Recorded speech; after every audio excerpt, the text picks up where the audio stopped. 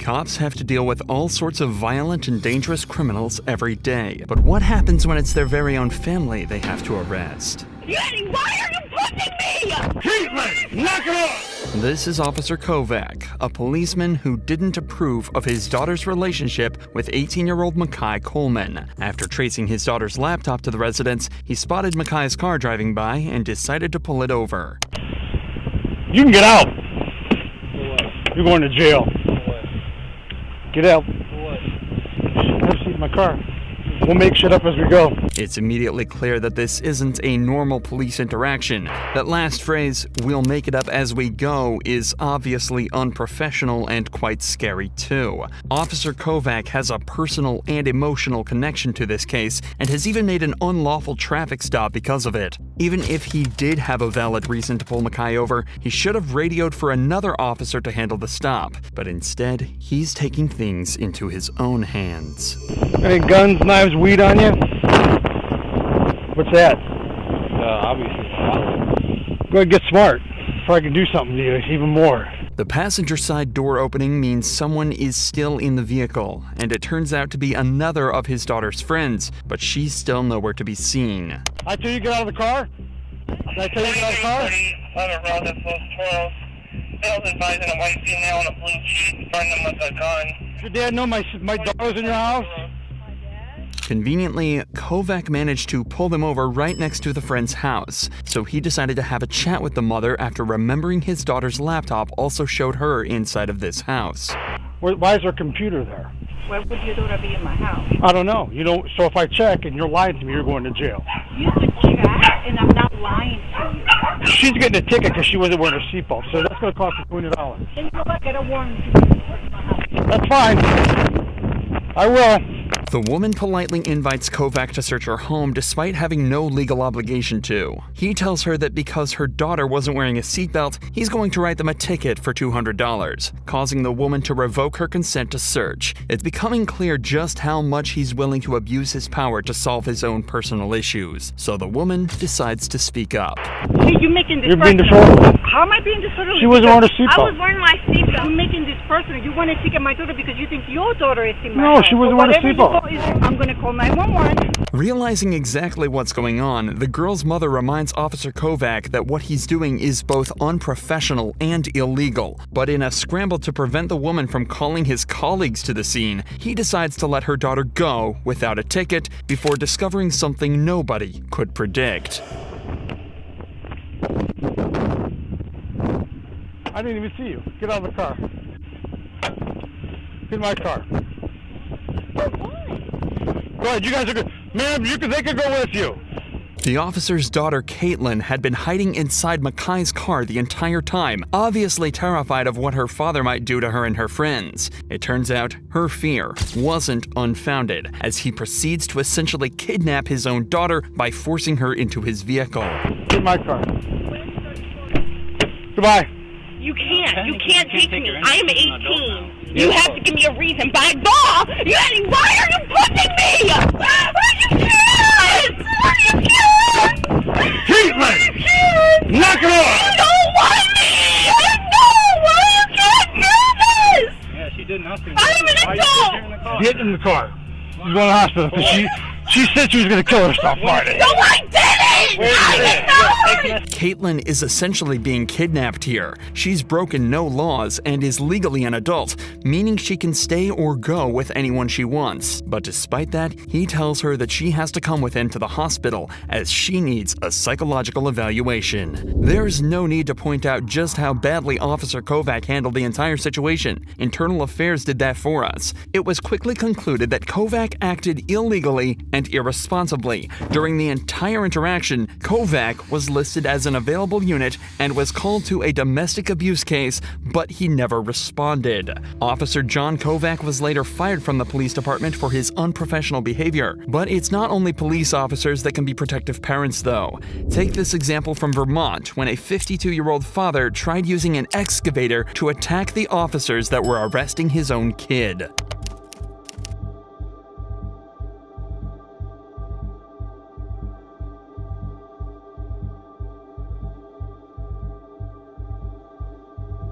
What you're watching is essentially two people threatening each other with deadly weapons. The cops are in an extremely tough position here. They have to keep control of the detained suspect while also talking down his father, all while in a life or death situation.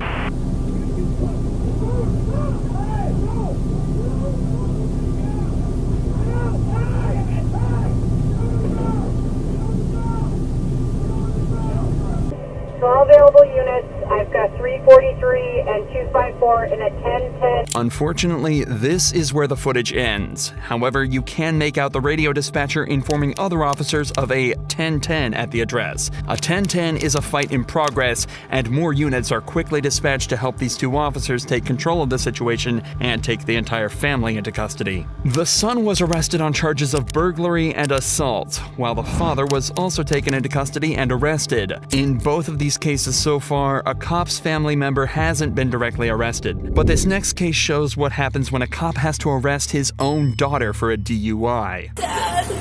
You stop with this shit, you're arrested for DUI. On the 28th of December 2022, a witness had observed a white vehicle strike a traffic light and then quickly drive off. A part of the vehicle's bumper had fallen off in the road after the hit. Around 15 minutes after the call, police located the suspect's vehicle at a gas station across the road, but the driver was the last person they expected. Come back from Applebee's? Yeah, I had a drink. Okay. How old are you? 21. My dad is,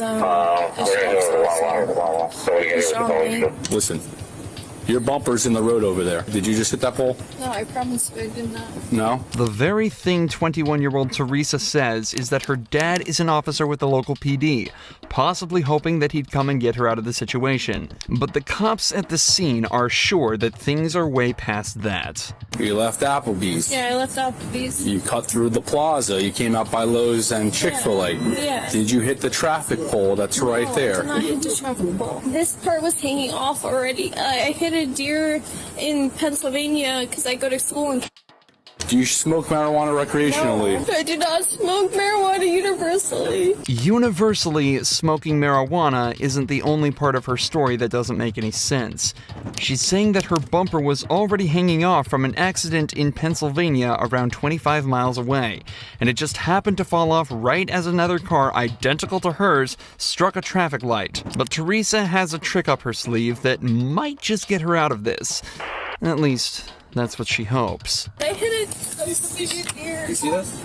I hit a deer before this. You can ask my dad. This piece fell off at the traffic light that you hit, that you knocked over. 6-7. Do you have another unit out with you? You call my dad?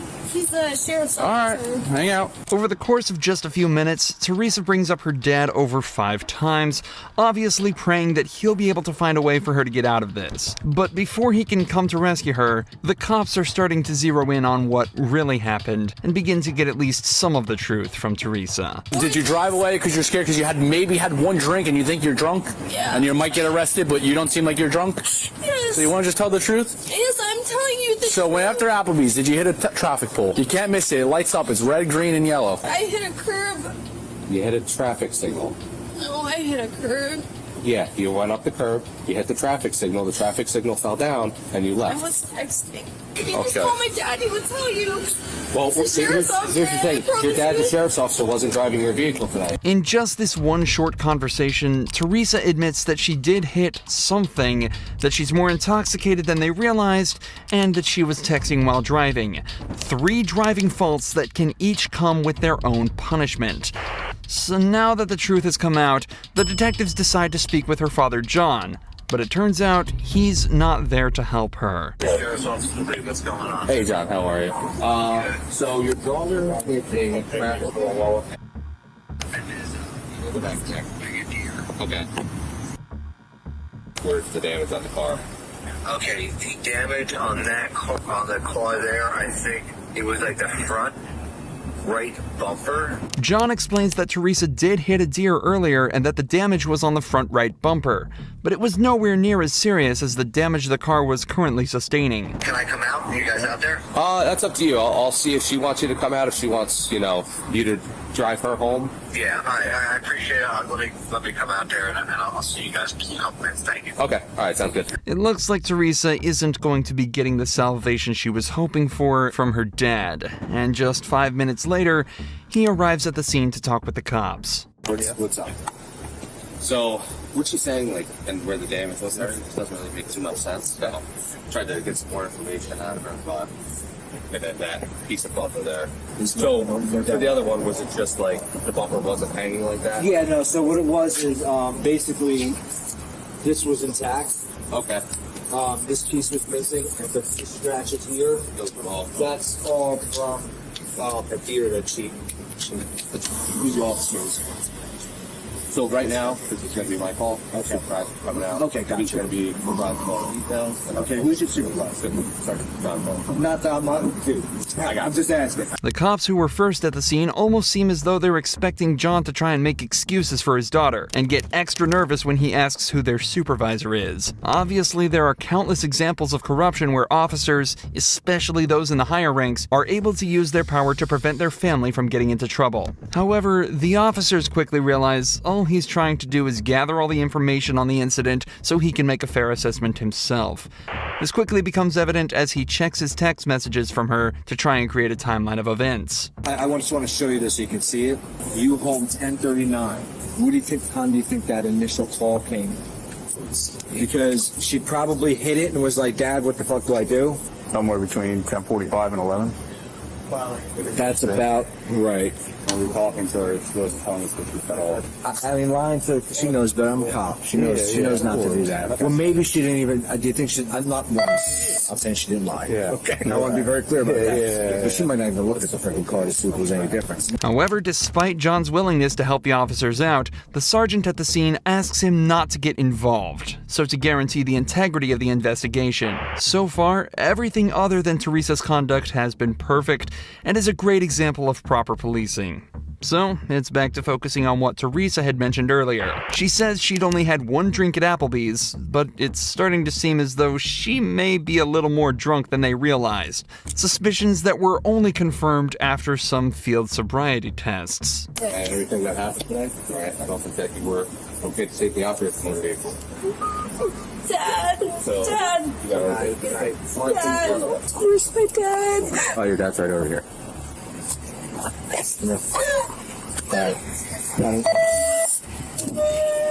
You do stop with this shit in the car. Okay, You're arrested for DUI. Go ahead. Have a seat. After being forced into the police vehicle by her own dad, Teresa was driven to the police station where her blood alcohol level was tested. It came back as 0.17%, over twice the legal limit. As of this upload, Teresa is still awaiting her penalty, but has been issued a court summons for driving under the influence, reckless driving, and failure to report a car accident. Teresa's dad followed protocol perfectly, but what happens when instead of the dad being called to handle his daughter, it's the daughter who calls the cops on her own dad? Well, that's exactly what happened on the 24th of March 2023, when officers were called to a domestic violence case that turned out to be nothing like they expected.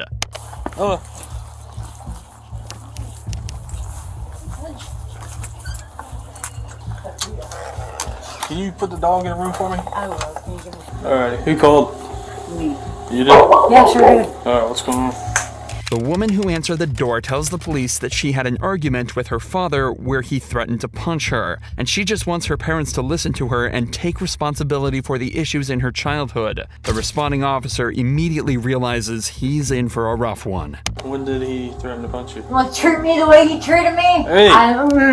Are you talking to me or are you talking to them? No, I'm not talking. You don't talk to her, making faces What at I'm me. saying though is you need to be talking to me. I have never once called the cops on someone before, and this first time, and he deserved it. Okay, well he's gonna go talk to him No, separate. not without me. Okay, then do you want us to conduct an investigation or not? In this time, the cops take her father into a separate room where he explains that his daughter had been screaming at him all day. Apparently, she was blaming him and his wife for decisions she made, and he was getting tired of the problems she's causing them. Despite the toxicity of the situation, things stayed calm, at least until the cops found a marijuana pipe in the daughter's bag. But you have a pipe in there that's commonly used to smoke Why marijuana. don't you take this? As well as the wrapping papers, so... Well, go. It's not your purse. You don't have the Okay, right it's to called get in it. plain and view. Go the way. Plain view. Turn around, put Blah, your hands in blah, back. blah. Turn around, put your hands behind your back. I was trying to Turn around, put your hands behind your your... You're gonna be under arrest for obstructing if you do not comply. Stand up. off me, you prick. Ow, that's my dick. Oh, that's right. No. Get on my back. Give me your hand. Stop resisting. Conversation. Simple. He started threatening, punching me, and I thought I had to call you guys for that. Okay. In the scuffle, the woman intentionally kicked one of the officers and resisted the arrest. The cops also searched her bag and found a myriad of intoxicants and illegal drugs. So, they read her rights and took her out to the patrol vehicle. Back inside the house, though, things are only getting weirder. The officer hears a sound coming from the bathroom and decides to investigate further. It happened back there. Something fell down back there. Probably Christine in the bathroom. Who's Christine? A friend of Janet's. Is she allowed to be here? Yeah, It's kind of odd that she stayed in the bathroom the whole time. Does she have warrants? I don't know. Hey, Christine! I need you to come out here for a sec.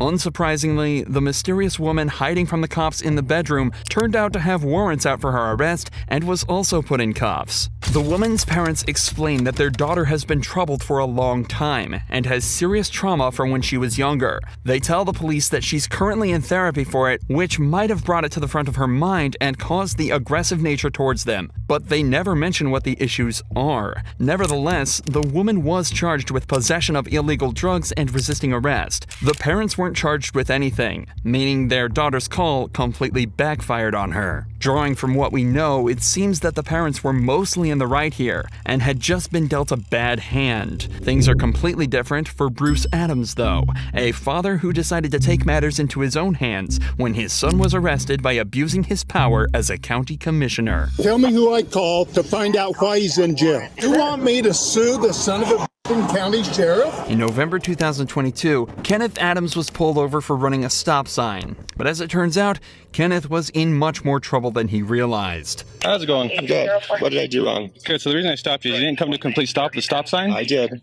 And then you didn't have your turn signal on. I sure did. Okay. I know for a fact I had my turn signal on. Okay. That's why I was surprised you were pulling me over, but whatever. The officer then took his license and ran it through the system, where he would discover Kenneth had a warrant out for burglary and theft of a vehicle.